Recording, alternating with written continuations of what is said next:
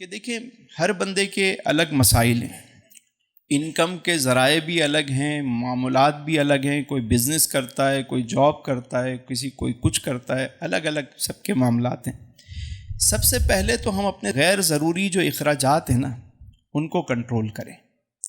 ہم نے جو اپنے خرچے بڑھا دیے ہیں بعض چیزوں میں، غیر ضروری چیزیں ہیں، اور اگر کوئی غیر ضروری چیزیں پڑی ہوئی ہیں ان کو بیچ دیں، نکال دیں۔ کوئی ایسی پراپرٹی آپ نے رکھی ہوئی ہے جو رکھی ہوئی ہے کسی کام کے لیے، کوئی ایسی چیز رکھی ہوئی ہے، نکال دیں اس کو بھی، تاکہ آپ کے معاملات، چیزیں، قرضہ ہے، چیزیں ہیں، معاملات ہیں، ان کو آسان کریں، بوجھ اتاریں۔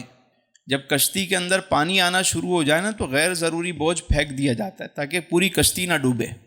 آج کل آن لائن کام بہت ہے، انکم کے ذرائع جو آج کے دور میں ہیں اس سے پہلے کبھی بھی نہیں تھے۔ کوئی یہ سوچ سکتا ہے کہ اتنی آسانی کے ساتھ گھر بیٹھے ہوئے کوئی پیسے کما سکتا ہے؟ چھوٹے چھوٹے کورس کروائیں تاکہ وہ ارننگ کے ذرائع پیدا ہوں۔ خواتین گھروں میں بیٹھ کے کام کر سکتی ہیں، چھوٹی موٹی انویسٹمنٹ سے وہ کام شروع ہو جاتا ہے۔ لیکن ہم نے اپنی محدود چیزوں کو بہتر کرنے کی کبھی کوشش نہیں کی۔ حدیث مبارکہ میں کہ مومن وہ ہے کہ جس کا آج اس کے کل سے بہتر ہو۔ ہم نے اپنے اسکلز بڑھائیں، اپنی صلاحیتوں کو بڑھایا ہے۔ ہم سیکھنے پہ کبھی توجہ نہیں دیتے، 3 گھنٹے جو ہے نا وہ اسکرولنگ کرتے رہیں گے، غیر ضروری چیزیں دیکھیں گے، بیٹھ کے اپنا وقت ضائع کریں گے، گپے ماریں گے، چائے کے ہوٹلوں پہ 8 گھنٹے ضائع کر دیں گے، لیکن کوئی چیز سیکھنے کی کبھی کوشش نہیں کریں گے۔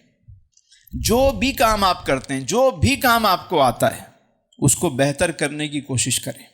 یقین کریں اس ملک میں اتنا کام ہے، اتنا کام ہے، کام کرنے والے لوگ نہیں ملتے۔